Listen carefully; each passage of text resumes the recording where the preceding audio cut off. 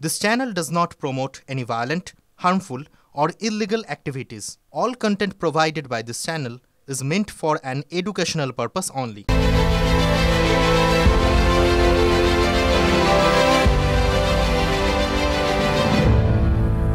কথা বলে চোর পালালে বুদ্ধি বাড়ে। বিপর্যয় ঘটে যাওয়ার পর প্রশাসনের টনক নড়ে। অতীতেও তাই ছিল, এখনো তাই।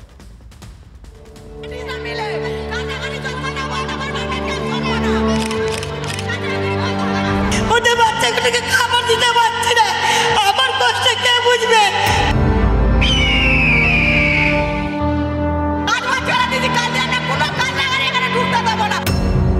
বাচ্চাগুলো আমার কাছে দূর হয়ে গেছে, তাদের দেখতে পাচ্ছি না। কিছু বদলাচ্ছে না, কিছু বদলাচ্ছে না।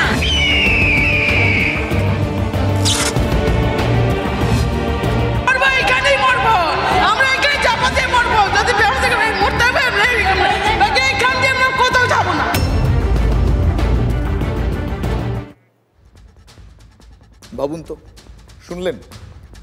এরা প্রত্যেকে আমার আপনার সহনাগরিক। আমার আপনার সহনাগরিকের অসহায়তা, চিৎকারটা শুনলেন? খোঁজ খোঁজ, কোথায় ওয়েস্ট ম্যানেজমেন্ট টিম? কোথায় যাদবপুর বিশ্ববিদ্যালয়ের ইঞ্জিনিয়ারিংয়ের বিশেষজ্ঞ দল, রাজ্য সরকারের ইঞ্জিনিয়ার? বিপর্যয় থেকে বেরিয়ে আসার পথ খুঁজতে হাওড়ার জেলা শাসকের বাংলোয় রবিবার বৈঠক হয়েছে। মাথা ফেটেছে, তাই তড়িঘড়ি চুন খুঁজছে প্রশাসন। আলি করেই বললাম, কিচ্ছু করার নেই, বলতে বাধ্য হলাম। কিন্তু হাওড়া, বেলগাছি আর ভাগাড়ে এই পরিস্থিতি যে তৈরি হতে পারে তার বিন্দুমাত্র আভাস কি রাজ্যের কাছে, রাজ্য প্রশাসনের কাছে কখনো কোনোভাবে ছিল না? এটা বিশ্বাসযোগ্য? আলবাত ছিল। একটা গোটা শহরের জঞ্জাল, আবর্জনা বছরের পর বছর ধরে জমছে সেখানে, এরকম একটা পরিস্থিতি হতে পারে। বিশেষজ্ঞ লাগেন, এটা সাধারণ মানুষই বুঝতে পারেন। জঞ্জালের পাহাড় মাথা তুলে সেখানে দাঁড়িয়েছে দিনের পর দিন ধরে, একদিনে হয়নি। বিশেষজ্ঞরা আগে সতর্ক করেছিলেন, এটাও আমরা জানি। তারপরেও আমি চিৎকার করেই বলছি, তারপরেও কেন পুরসভা, কেন রাজ্য সরকার বেলগাছি আর ওই ভাগাড়ের দিকে ফিরে তাকায়নি? কেন তাকায়নি? ইচ্ছাকৃত নাকি এটা একটা বিরাট গাফিলতি? বলুন তো, প্রশ্ন করবো না?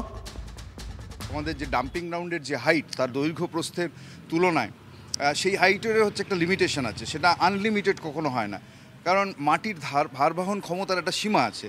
ফলে সেই সীমা ছাড়িয়ে গিয়ে যদি বাড়ি নির্মাণ হয় তাহলেও যেরকম বিপদ, সেখানে যদি এই ধরনের স্তূপ নির্মাণ হয়, ময়লা স্তূপ, তাহলেও বিপদ। এটা অনেক দিন থেকে এই ল্যান্ডফিল সাইটটা আছে।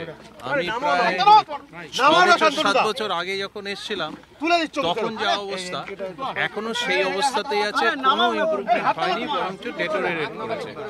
মানুষ আসলে মনে করেন, প্রশাসন মনে করেন যে সব কিছুই বোধহয় আনলিমিটেড, সব কিছুর ক্ষমতা। যেমন একটা ব্রিজের আয়ুষ্কাল আছে, তার ধারণ ক্ষমতা আছে, সিমিলারলি একটা ডাম্পিং গ্রাউন্ডেরও তাই আয়ুষ্কাল এবং তার ধারণ ক্ষমতা আছে। তার বাইরে যখন চলে যায়, এবং এটা চলে গেছে বলে আমার নিজের আশঙ্কা, সে সম্পর্কে যদি পুরো প্রশাসনের কোনো নজরদারি না থাকে, তাহলে মানুষকে এই ধরনের বিপর্যয়ের মধ্যে পড়তে হবেই। আচ্ছা, প্রশাসনের যদি নজরদারি না থাকে, এই কথাটার মানে কি? উদাসীনতা, গাফিলতি? ফলে যা হওয়ার তাই হয়েছে। ধস নামছে, বাড়িঘর ভাঙছে, একটা তাসের ঘরের মতন ভেঙে পড়ছে, ফাটল ধরছে রাস্তায়, জল নেই, 4 দিন ধরে দুর্বিষহ জীবন যন্ত্রণা, অস্তিত্বের সংকট।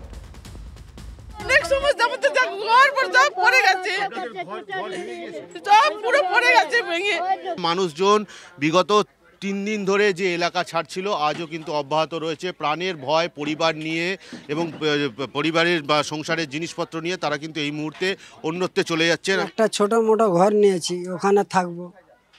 এখন জোগাড়ে কাজ করি। আপনার পরিবারে কতজন সদস্য? আমরা তো 10-12 জন আছি। এই ঘরের তো এই অবস্থা। বাচ্চাও কাচ্চাও তো রয়েছে, সব আছে। এখন মানে চলে যাচ্ছে। কি প্রশাসনের তরফ থেকে কোনো আশ্বাস দিয়েছে যে কবে ঘর ঠিক হবে বা কিছু? না, এখন কিছু। কি চাইছেন আপনারা? চাইছি যদি আমাদের সবকিছু ঠিকঠাক করে দাও। আমি কোথাও যাচ্ছি না, দেখো আমার জিনিসপত্র সব এইদিকে আছে, কোথায় যাবো বলো? দেখ, ওর মধ্যে মরবো, আর কি করবো? যখন আমাদের কিছু হেল্প করবে না, আমরা কি করবো? এখানেই মরবো। প্রশাসনের ওপর ক্ষোভ উগরে দিচ্ছেন, শুধুমাত্র দেখে যাচ্ছেন, তারা আশ্বাস দিচ্ছেন, এর বাইরে কিন্তু কোনো কাজ হচ্ছে না। দেখে দেখে চলে যাচ্ছে, খালি দেখতে অনেকজন এসেছিল, দেখে গিয়েছে, নাম লিখে গেছে, খালি দেখে যাচ্ছে না, কিছু বলছেন না, আসছে দেখে চলে যাচ্ছে না। খাবার জল এসব বলেছে। মরবো, এখানেই মরবো, আমরা এখানে চাপা দিয়ে মরবো। যদি মরতে হবে, এখান দিয়ে আমরা কোথাও যাবো না। কি বলি বলুন তো, এই 4 দিনে 4টে বাড়ি ভেঙেছে, 70টা বাড়িতে ফাটল দেখা দিয়েছে। যে কোনো সময় যে কোনো মুহূর্তে মাথার উপর ছাদ ভেঙে পড়ার ঝুঁকি রয়েছে প্রত্যেকের। এটা বিপর্যয় নয়, তবে উদ্বেগের মধ্যেও কিছুটা স্বস্তির খবর, জল, পুরসভার জল এসেছে। পরশু রাত থেকে এটা 3 দিন হয়ে গেল। মানে আমি তো সেলুট জানাবো, প্রণাম জানাবো, নতমস্তকে প্রণাম জানাবো আমি উত্তর হাওড়ার মানুষকে, যে তারা দীর্ঘক্ষণ ধরে এই অবস্থার মধ্যে জল সংকটে কিভাবে ধৈর্য করলো এবং সমর্থন করলো আমাদেরকে। আজকে রাতের মধ্যে উত্তর হাওড়ায় আমরা জল সরবরাহ নর্মাল করতে পারবো। আমাদের চেষ্টা আছে যদি সন্ধ্যা থেকে দেওয়া যায়। আমি সকলকে হাত জোর করে নমস্কার করছি, মানুষকে প্রথম। বাড়ি বাড়ি জল তো আমি পৌঁছে দিলাম, কিন্তু এইবার বর্ষা পড়লে তাহলে জলটা আমি এই বর্ষার জলটা আমি কিভাবে পাস করাবো, এটা সবচেয়ে বড় কথা। এই জায়গা আমাদের আর কিছু করার নেই, এটা ব্যাপক বিপর্যয়। জায়গাটাতে আমরা কিভাবে মানুষকে রিহ্যাবিলিটেট করা থেকে শুরু করে ওই গার্বেজ পয়েন্টটাকে কোথাও শিফট করতে হবে, কি পুরো বিশদ পরিকল্পনা, সেটা ওই মিটিংয়ের পরে আমরা বলতে পারবো। জল পৌঁছে দিলাম বাড়ি বাড়ি, কিন্তু বর্ষার জলটা কিভাবে আটকাবো, এটাই হচ্ছে আমাদের দুশ্চিন্তা। হাওড়ার বিধায়ক গৌতম চৌধুরীর কথা আপনারা শুনলেন, হাওড়ার পুর কমিশনার সুজয় চক্রবর্তীর কথাও আপনারা শুনলেন। এটা যে একটা বড় বিপর্যয়, বিরাট বড় বিপর্যয়, তারাও মেনে নিচ্ছেন। কিন্তু এই পরিস্থিতি কেন তৈরি হলো, আবারও সে প্রশ্ন তুলছি, এই পরিস্থিতি কেন তৈরি হলো, কেন তারা আভাস পেলেন না? র্যাক পিকার্সরা থাকে, একটা বাঁধন থাকে, তো কিছু মেটেরিয়াল তোলার জন্য তারা ওগুলোকে খুঁড়তে ওগুলো আলগা হয়ে গিয়ে একটা বড় ধস নেমেছে। ধস নামতে ন্যাচারালি একটা বড় ভাইব্রেশন হয়েছে ধসে, তাতে কিছু ফাটলও আছে, আর আমাদের একটা পাইপলাইন ছিল, সেই পাইপলাইনটা ফেটে যায়। রাজ্যের পুরমন্ত্রীর ফিরহাদ হাকিম, তার ব্যাখ্যা আপনারা শুনলেন। তবে বিশেষজ্ঞরা যে কথা বলছেন সেটা শুনলে উৎকণ্ঠা বাড়বে বইকি। বিপর্যয়ের কিছুই দেখেননি তারা বলছেন, জাস্ট ট্রেলার। সতর্ক না হলে আরো বড় বিপর্যয় অপেক্ষা করে আছে। বিশেষজ্ঞরা বলছেন সেই বিপর্যয়ের নাম হচ্ছে মিথেন। মাটির সহন ক্ষমতা যেখানে শূন্য, ফেঁপে যাওয়া মাটির তলায় জমে মিথেন গ্যাস। শনিবার থেকে সেই মিথেন বেরোতে শুরু করেছে, গঙ্গার জলেও মিশেছে। বুঝতে পারছেন দূষণ কোন জায়গায় যাচ্ছে। গোটা উত্তর হাওড়া ধসে যেতে পারে, গোটা উত্তর হাওড়া ধসে যেতে পারে, আশঙ্কা এমনটাই। গোটা উত্তর হাওড়া, ভূবিজ্ঞানীরা অবাক হয়ে গিয়েছেন। জৈব অজৈব আবর্জনা এতদিন ধরে একই জায়গায় ফেলা হচ্ছে কেন, সেটা বিশেষজ্ঞদের বোধগম্য হচ্ছে না। তারা অবাক হয়ে যাচ্ছেন। ফলে পুর প্রশাসনের গাফিলতি যে এক্ষেত্রে রয়েছে, নজরদারি যে ছিল না, তা অস্বীকার করার কোনো জায়গা নেই, কোনো রাস্তা নেই। এরা কেউ রোহিঙ্গা নয়, বেড়া টপকে আসেনি সীমানা পেরিয়ে। আমি নিজে হাওড়ার ছেলে, এই এলাকাগুলো আমাদের চেনা, চোখের সামনে ধ্বংসস্তূপ করেছে তৃণমূল। দীর্ঘদিন হাওড়ায় একটা পুরসভা নেই। হাওড়া শহরের অবস্থা এখন ওই বৃদ্ধাদের মতন, যাদের বৃদ্ধাশ্রমে যাওয়ার অবস্থা, ছেলে মেয়ে দেখে না, সেরকম সরকার দেখে না। কাউন্সিলর ইলেকশন করছে না কেন? না এক একটা এলাকায় অনেকগুলো ক্রিমিনাল হয়ে গেছে। কোন ক্রিমিনালকে, কোনো একটা ক্রিমিনালকে যদি কাউন্সিলরের টিকিট দেয়, বাকি ক্রিমিনালরা খুন করে দেবে। অভিভাবকহীন একটা শহর, সেখানে দীর্ঘদিনের তাদের জল নেই, তাদের আলো নেই, তাদের জমা জলের সমস্যা আছে, শোনার কোনো লোক নেই। নবান্নের 14 তলায় আওয়াজ যায় না। বহুদিনের পুরনো সাপ্লাই লাইন, সেগুলো রিপেয়ার হয় না। পাইপের মধ্যে গ্যাস জমলে যেটা বিস্ফোরণ, এটা এক ধরনের বিস্ফোরণ। বাইরে সকেট বিস্ফোরণ হয়, মাটির তলাতে পাইপ বিস্ফোরণ। তো বাংলা মানুষের বিস্ফোরণ হাতে রেহাই পাবে কবে? ব্রিটিশ আমলের লাইন এখন হয়তো অনেক জায়গায় সারাই হয়নি, বা কেউ খোঁজও করে না, রিপেয়ারিং করে না। সর্বাধিনায়ক ও সর্বাধিনায়িকা, ও পোস্টার মেরে সর্বাধিনায়ক সাজে। ভাই, তোমাদের ঘরের ঝামেলার জন্য, তোমাদের চুরির জন্য তোমরা মানুষ মারছো কেন? হাওড়াকে দেখে কলকাতার দুশ্চিন্তা বেড়ে গিয়েছে। কলকাতা পুরসভার দুশ্চিন্তা ইস্টার্ন মেট্রোপলিটন বাইপাস ঘেঁষা ভাপায়। সেখানেও আবর্জনা জমে একেবারে পাহাড়, আর নিচে মিথেন জমছে। বিপর্যয়ের আশঙ্কা করে দ্রুত রিপোর্ট ইতিমধ্যেই জমা পড়ে গিয়েছে। এক্ষেত্রে প্রশাসন নড়ে চড়ে বসেছে। কিন্তু বছরের পর বছর বিপর্যয় মাথায় নিয়ে যারা ঘর করছেন, মালদা, মুর্শিদাবাদ, গঙ্গাপাড়ের মানুষজন, তাদের কি অবস্থা বলুন তো? একবার দেখুন এই ছবিগুলো। গঙ্গার ভাঙন, ভাগীরথীর ভাঙন, জমি জিরে চলে যাচ্ছে, ঘর বাড়ি যাচ্ছে, কেউ তাদের কথা ভাবছেন না। আমি কেউ মানে প্রশাসন বলতে চাইছি, কেউ মানে আমি নেতাদের কথা বলতে চাইছি, যাদের প্রতিশ্রুতির ঝুলি ভোট এলে ভোট চাইতে যারা হাজির হয়ে যান, তারা কোথায়? তারা এতটুকু ভাবছেন এখন? দেখুন ছবি।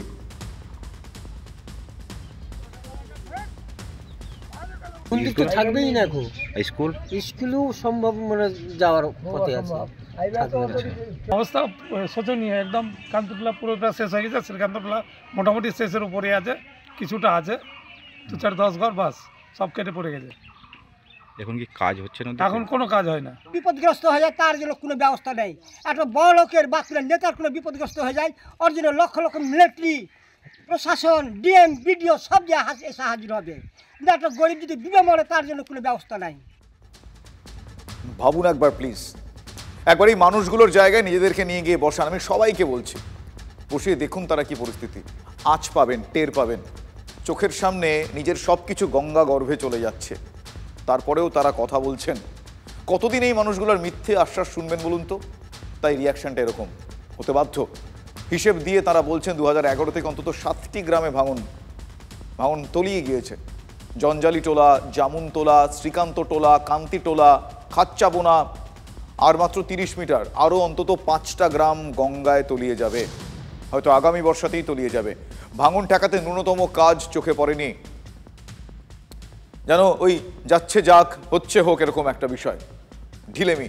প্রশাসন কি এই প্রান্তিক মানুষের, এই মানুষজনের, আমি এই প্রশ্নটা খুব কনসিয়াসলি করছি, আমি জানি আপনাদের অনেকের প্রশ্ন, এই পরিস্থিতিতে যারা আজকে একটু গলা চড়িয়ে কথা বলছেন, কিছুক্ষণ আগে যাদের কথা শুনলেন, প্রশাসন কি এই প্রান্তিক মানুষজনের যে সরলতা, যে সারল্য, সেই সারল্যর সুযোগ নিচ্ছে? যদি সেটা হয়, খুব খারাপ হচ্ছে। রতুয়ার মানুষগুলোর দুর্দশার কথা আপনাদের শোনালাম। ভাঙনে মালদার থেকে কোনো অংশ মুর্শিদাবাদও পিছিয়ে নেই। রঘুনাথগঞ্জের ছবি, ভাগীরথীর পাড়ে ধসে যাচ্ছে রাস্তা, বাড়িতে বড় ফাটল, নিজের ঘর ছেড়ে স্থানীয় স্কুলে গিয়ে থাকতে হচ্ছে সেখানে। ভাবুন পরিস্থিতি, বসান নিজেদেরকে এই মানুষগুলোর জায়গায়। 3 দিন থেকে বেশি। 3 দিন কি দেখলেন? এটা ঘরের কোনাও ফেটে গেছে। কোনাও ফেটে গেছে? এটা তো ভয়ঙ্কর, থাকতে পারা যাচ্ছে না। ওই স্কুলে থাকে। স্কুলে থাকছেন কবে থেকে? কাল থেকে স্কুলে থাকতে পারি না ঘরে। বারবার ধসছে, বারবার থাকছে। এর আগেও ধসেছিল? এর আগে 5 বার হচ্ছে এবারকার দিয়ে। ভালো করে করলে ধরেন এই জিনিসটা থাকে, তো সে তো কাজ করবে না। কোথাও একটা গাফিলতি কাজ করছে। গাফিলতি করছে বলতে যে ধরেন যেটা মেন জিনিস সেটা করছে না, ওই মাটি ফেলছে, ইট ফেলছে, পাথর ফেলছে, দিয়ে আবার ভর্তি করে দিচ্ছে, দিয়ে চলে যাচ্ছে। আপনার শুনলেন, উনি যেটা বললেন সেটাকে এক কথা বলা হয় জোড়াতাপ্পি। ভাঙন রোধে স্থায়ী কোনো বন্দোবস্ত হয় না, জোড়াতাপ্পি দিয়ে আইওয়াশ দেখানো হয়, যাকে বলে মাস্টার প্ল্যান। সেটা হচ্ছে না, মাঝে মধ্যে শুধু রাজনীতি হয়, রাজনীতি কচকচানি হয়। 15 বছর তো ক্ষমতা আছে, কোন রকম দৃষ্টান্ত দেখাতে পেরেছে? চেষ্টা কোনদিন করেছে বলুন যে হ্যাঁ আমরা এইভাবে দীর্ঘস্থায়ী পরিকল্পনা করে ভাঙন ঠেকাবো? কোনোদিন ভেবেছে কি এই সরকার?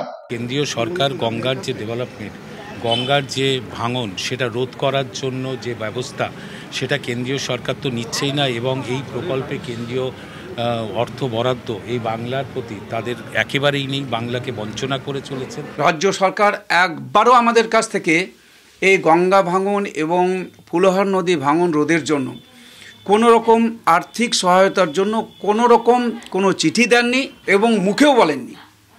ফলে এটা একটা সমস্যা, যে কারণে ওরা কোনো পদক্ষেপ করতে পারছে না। কেন্দ্র সরকার কোটি কোটি টাকা খরচাও করে, প্রতি বছর 10-15 কোটি টাকা দেয়, কিন্তু যখন জল বাড়বে তখনই নিয়ে বোল্ডারগুলো ফেলে দেয়, সেগুলো প্রতি বছর বয়ে যায়, পরের বছর আবার টাকা খাওয়া হয়। আমি নিজেও গেছি দেখতে, আমাদের এমএলএ ছিলেন বৈষ্ণবনগরের স্বাধীন দা, তার নিজের গ্রামটাই চলে গেল। এখনই বলবে কেন্দ্র দেয় না, কেন্দ্র বলবে রাজ্য দেয় না। কেন্দ্রীয় সরকারের থেকে আমরা 1,71,000 কোটি টাকার উপরে পাই। ভেতরে যে দুর্নীতি চলছে এটা বন্ধ হওয়ার দরকার আছে, টাকা দিলে হবে না। সিএমকেও চিঠি করেছি, আমার এখানকার যে জল সংশোধন মন্ত্রী, তাকেও আমি চিঠি করেছি, তার উত্তর নেই। সরকার যাদের, তাদেরকে উদ্যোগ নিতে হবে আগে। ভাঙন ঠেকানোর জন্য দিল্লিতে আন্দোলন হচ্ছে না কেন? কারণ ওরা জানে মুর্শিদাবাদ, মালদা ভোগে যাক বয়ে গেছে। পার্কস্ট্রিট গণধর্ষণের পর মুখ্যমন্ত্রী বলেছিলেন সাজানো ঘটনা। তার দীর্ঘ বছর পর বীরভূমের এক তৃণমূল পঞ্চায়েত সদস্য বলছেন তাকে ধর্ষণের অভিযোগ মিথ্যে, সাজানো অভিযোগ। কি শুনলেন? যে আমাকে রেপ করা হয়েছিল, এটা শুনেছি। আদৌ কি এরকম ধরনের কোনো ঘটনা ঘটেছে? না। পুলিশের খাতায় দেখা যাচ্ছে শান্তিনিকেতন থানা এলাকার রূপপুর পঞ্চায়েতের ওই তৃণমূল সদস্য তাকে ধর্ষণের অভিযোগ করেছিলেন এক ঠিকাদারের বিরুদ্ধে তাকে ধর্ষণ করা হয় এমনটা অভিযোগ। আর ওই পঞ্চায়েত সদস্য তিনি বলছেন যে এর পিছনে মন্ত্রী চন্দ্রনাথ সিনহার বোলপুর 1 নম্বর ওয়ার্ডের কাউন্সিলরের স্বামী বাবু দাস রয়েছেন। আমাদেরকে বলা হয়েছিল যে পঞ্চায়েতে মিটিং আছে, এমার্জেন্সি আসতে হবে। ওখান থেকে থানা থেকে একটা পুলিশ এসেছিল, যে তার সাথে বাবুদার কথা হলো, কি কথা হয়েছে আমি এত শুনি নাই। যে আমাদেরকে বললো থানা যেতে হবে। না, প্রথমে মন্ত্রী বাড়ি গেলাম, মন্ত্রী ওখান থেকে আবার থানাতে এসেছিল। তারপরে একটু আমাদেরকে কাগজ আমাকে সই করতে বললো, আমি সই করেছি। আচ্ছা, কাগজ পড়েছিলেন সই করা? না না, আমি তো এখনই শুনলাম ব্যাপারটা এরকম। কি শুনলেন? যে আমাকে রেপ করা হয়েছিল, এটা শুনেছি। আদৌ কি এরকম ধরনের কোনো ঘটনা ঘটেছে? না। তো এটা কারা সই করতে বলেছিল? এটা বাবু দাস ছিল, প্রধান ছিল, উপপ্রধান ছিল। পঞ্চায়েত সদস্যকে দিয়ে ধর্ষণের মিথ্যে অভিযোগ করিয়েছেন মন্ত্রী ঘনিষ্ঠ নেতা। কিন্তু কেন? অভিযুক্তের সেই ঠিকাদার যিনি, তার কথা শুনুন। রূপপুর গ্রাম পঞ্চায়েতে যে টেন্ডার সরকারি কাজ নোটিশ ঝুলেছিল, এই টেন্ডারের মাধ্যম দিয়ে আমরা বুঝতে পারলাম। পার্টিসিপেট করার পরে বেশ কিছুদিন পরে আমরা জানতে পারি যে আমরা টেন্ডারে কোনো অংশগ্রহণ করিনি, এটা আমরা সবাই বলছে। তখন আমরা সমস্ত কিছু ডকুমেন্টস যেগুলো দিয়ে আমরা টেন্ডার ড্রপিং করেছিলাম, সেইগুলোকে দিয়ে আমি কোর্টে একটা কেস করলাম। পুলিশ ইনভেস্টিগেট করার জন্য পঞ্চায়েত গিয়েছিল, তখন ওদের মাথা গরম হয়ে গেছে, নিয়ে আমার জন্য অনেক কিছু চিন্তা ভাবনা করেছে, কিছু করব, কিছু করতে পারিনি। এখন একটা নিরীহ মহিলাকে নিয়ে আমার নামে একটা শ্লীলতাহানি কেস দিয়েছে। বরাত পাওয়ার জন্য ঠিকাদারের বিরুদ্ধে দলেরই এক মহিলা পঞ্চায়েত সদস্যকে দিয়ে ধর্ষণের মিথ্যে অভিযোগ। এরপরেও তৃণমূল নেতারা বুক ফুলিয়ে বলবেন নারীর সম্মানের রক্ষার কথা, বলবেন বাংলার মা, বাংলার বোনেরা আমাদের কাছে দেবীর মতো। কত নিচে নামতে পারে, এবং এটা একদম লিডারশিপের সম্মতি ছাড়া তো হয় না। কাটমানি দেয়নি কন্ট্রাক্টর, সেই জন্য কন্ট্রাক্টরকে কেস দিতে হবে। মহিলা পঞ্চায়েত সদস্যকে দিয়ে কেস দিয়েছে। আর আমাদের ঈশ্বরের আসনে আমাদের মায়েরাই থাকেন, বোনেরাই থাকেন, অন্তত তাদের নিয়ে কোনো কটূক্তি করবে। একের পাশে শূন্য বসতে বসতে বসতে বসতে 1000 দিন, 1000 days চাকরি, নিয়োগ। যারা পথে বসে রয়েছেন তারাও জানেন না যে আর কত। ওই যে অরিজিৎ সিং গান গেয়েছিলেন তখন তিলোত্তমার জন্য, আর কবে আর কবে, ওনারাও জানেন না যে আর কতকাল অপেক্ষায় কাটাতে হবে তাদের, আর কত। সবটাই তাদের কাছে এই মুহূর্তে হেজি, জানেন তো, ধোঁয়াশা। আপার প্রাইমারির চাকরি প্রার্থীদের এই পরিস্থিতি, যাদের জন্য এতগুলো কথা বললাম। ধর্মতলার ধর্নাতলা, মাতঙ্গিনী হাজরা মূর্তির পাদদেশ আজও মুখর হয়েছে তাদের দীর্ঘদিনের দাবিতে। আসুন দেখি এবং শুনি।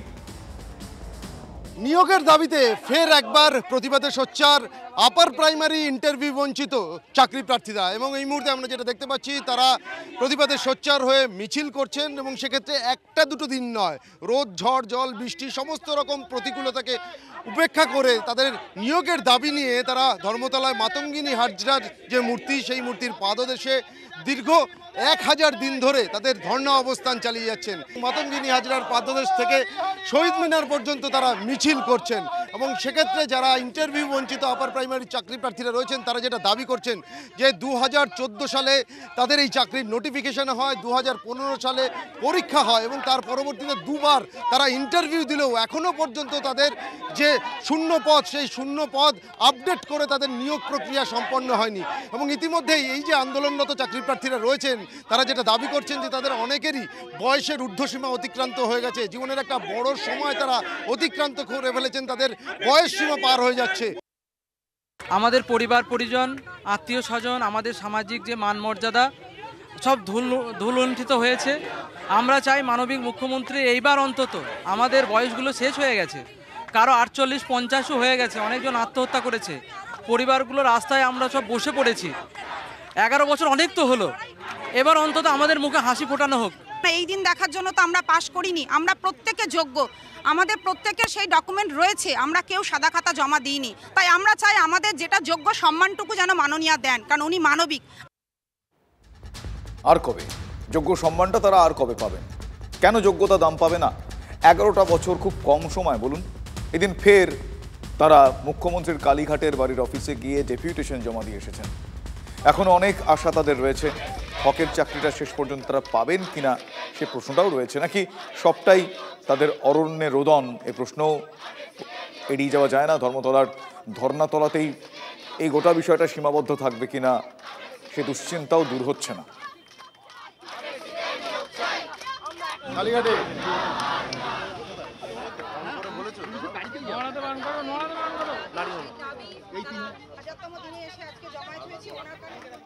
ঠোঁটকাটা আজ এ পর্যন্তই।